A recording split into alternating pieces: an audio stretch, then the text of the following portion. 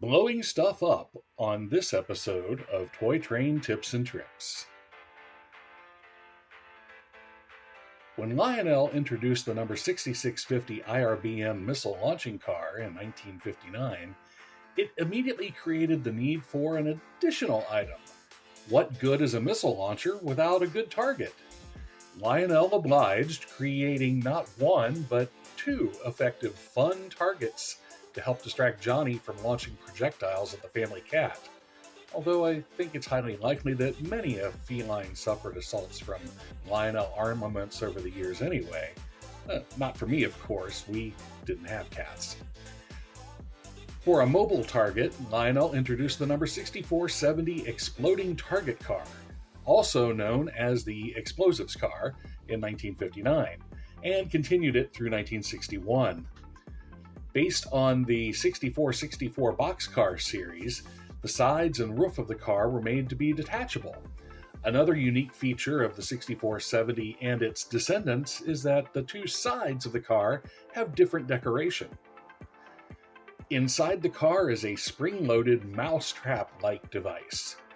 To begin, pull the spring-loaded arm back and secure it under the latch. When I acquired my car, the rivet on the latch was rusted and stiff. Make sure the latch can pivot freely for good operation. Next, align the notches on the bottom of the A and B sides of the car. They're not interchangeable, with the tabs on the frame of the car.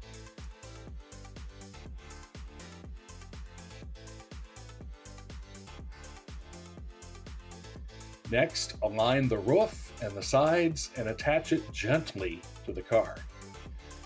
Finally, slide the locking pin through the hole in the roof until it seats firmly.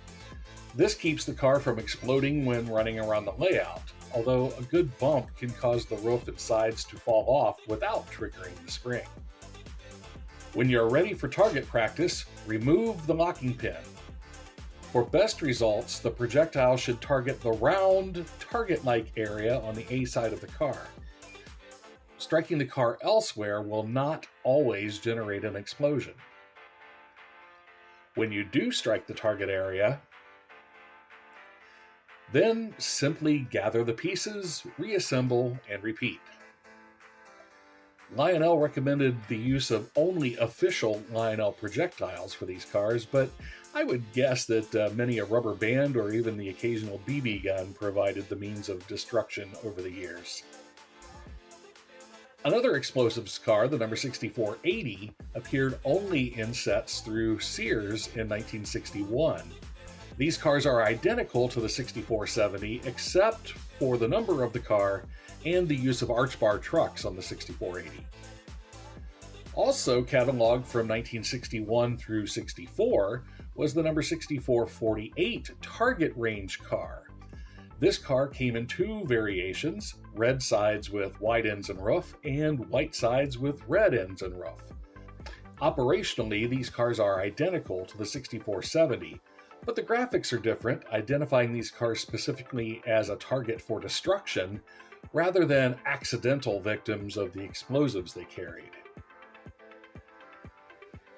Obviously, these cars received a great deal of abuse over the years, so finding a pristine example is quite a challenge.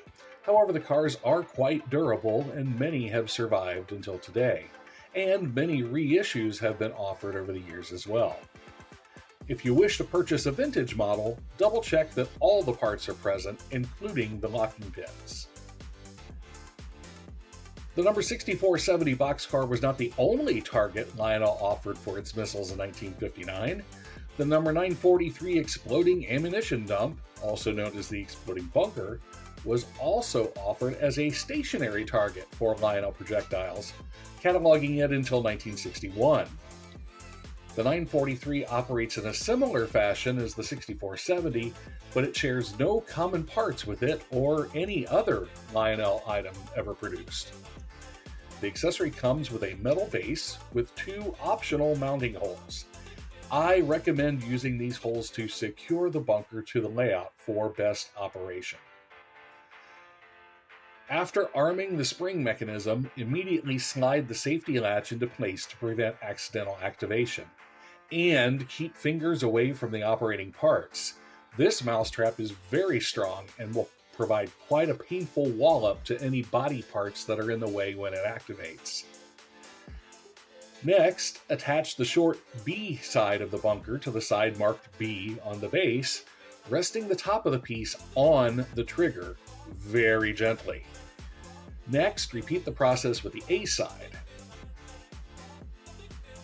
Next, attach the two interchangeable sides to the A and B sides by hanging their tabs on the roof.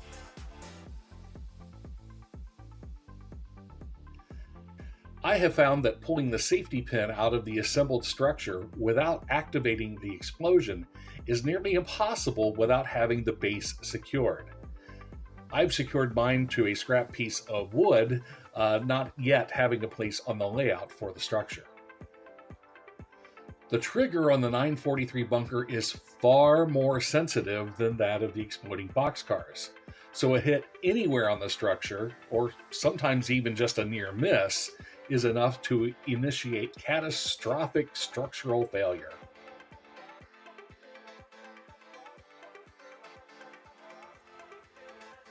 The number 943 was offered for separate sale and also in conjunction with the number 443 missile launching platform.